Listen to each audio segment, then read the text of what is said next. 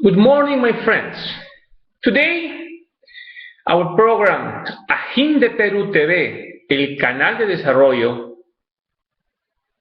promoted by the Investment Agency for Promotion and Development in Peru, is going to be based on the Peru Summit that is promoting the Economist magazine worldwide.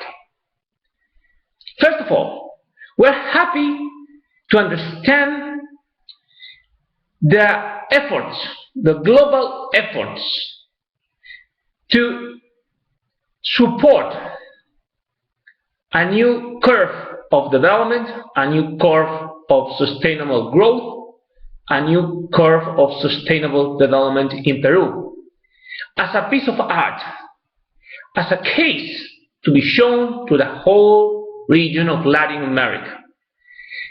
So we all here invite you to attend this meeting, to be there, to be part of this process, to be part of this piece of art that is going to reshape Latin American landscape. But before of that, it's important to understand some key factors behind this critical process, which is part of the history right now in Peru. First of all, we must go back to what's happening in Europe.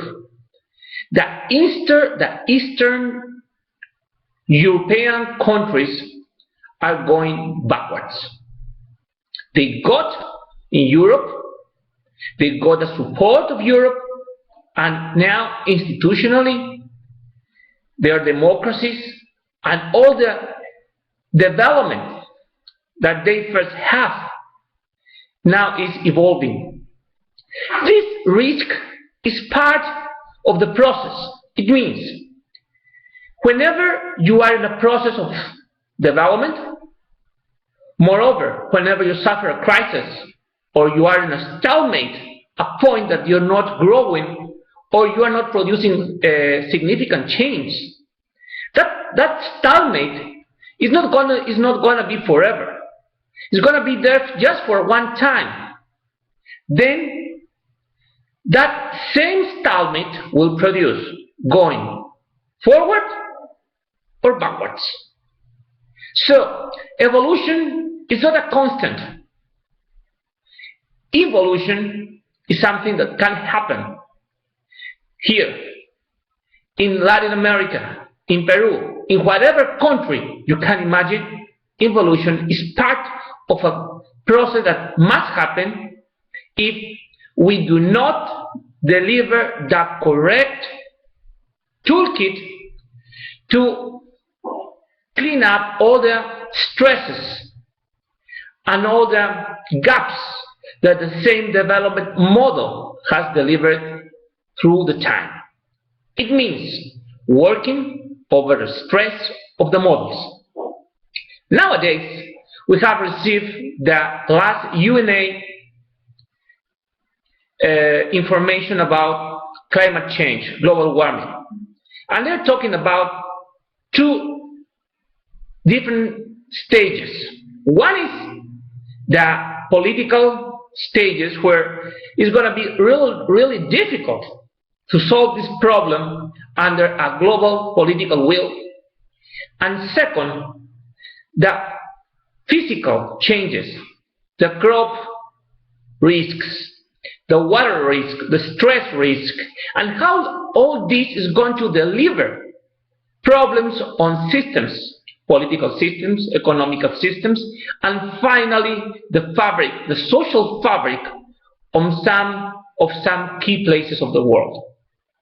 This example of global warming can be transferred to economics and socials. It means whenever we deliver stress on a system, it means we start delivering gaps on the system, and we do not have the toolkit to avoid those collaterals, those negative external effects. Of course, the system is going to be under stress. So One of the key points here is that we must deliver a new toolkit for development without destroying all the key players and all the key pillars that we have developed until now. This challenge may be done in the future. The institutions, the global institutions that can make the difference and support this process are here. For example, the International Network of Impact Investments.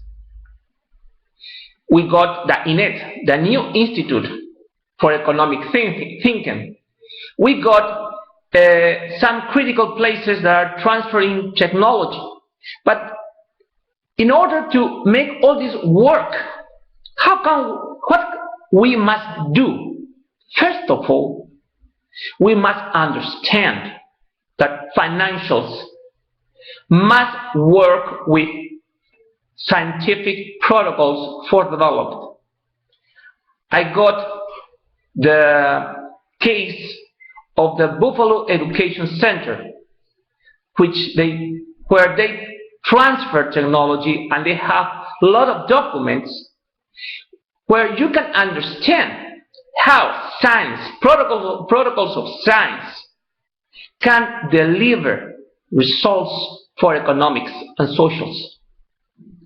It means that we can deliver instruments, tools from science to be used on economics and socials, and moreover on financial products. In order to go further on this view, where we want to rebalance the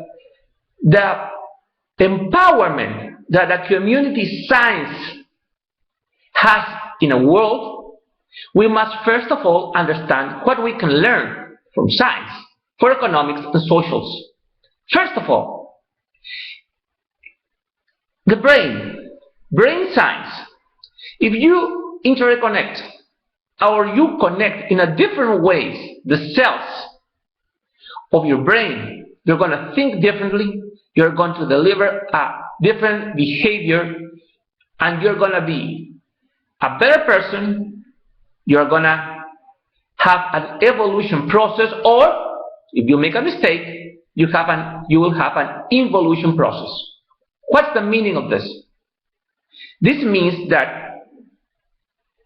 reshaping the map of concepts, the map of knowledge, and the connections they have between each other will make us understand better how to find solutions. Second, the space where we live. We're not talking the planet, the whole space, the whole galaxy.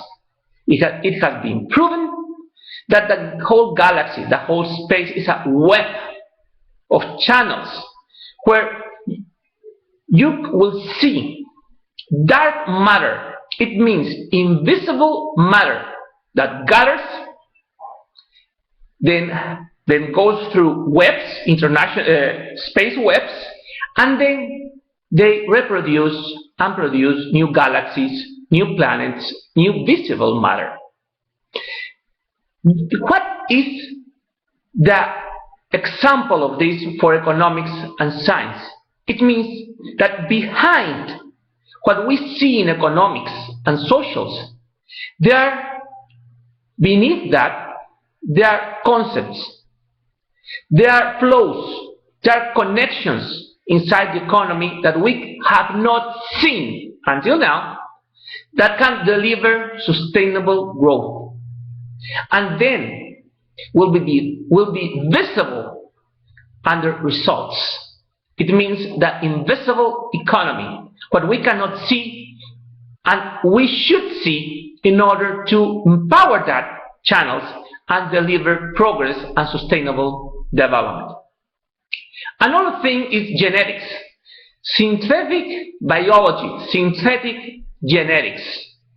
Nowadays, we are curing cancer and other disease, introducing bacteria which in their DNA they have a new gene which delivers the cure.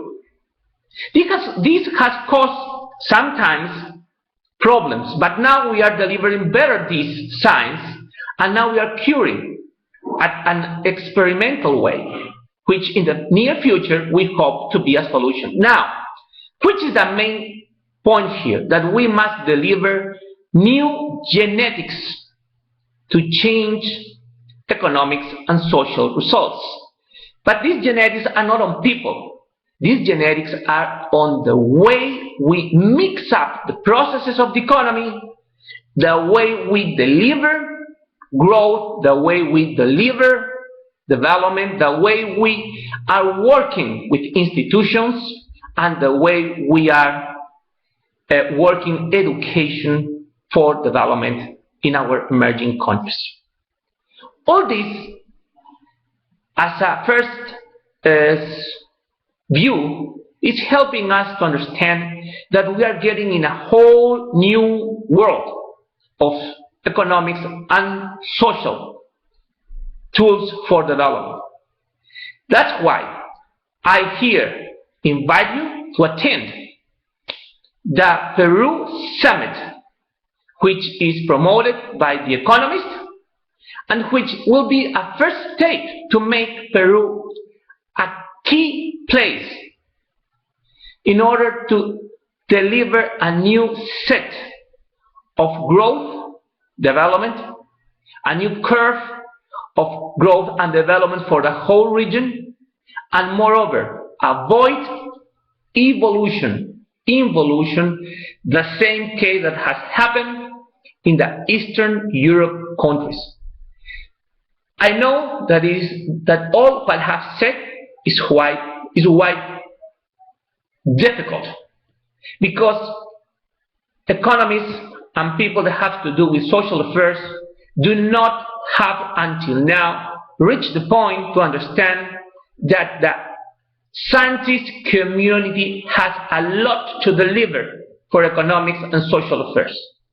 Moreover, their protocols and their views must, in the future, guide us in order to have a new toolkit for development and the sustainability of our civilizations.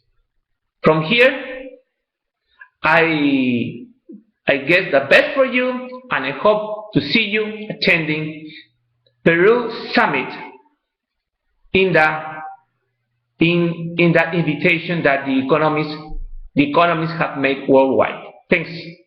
Have a nice day.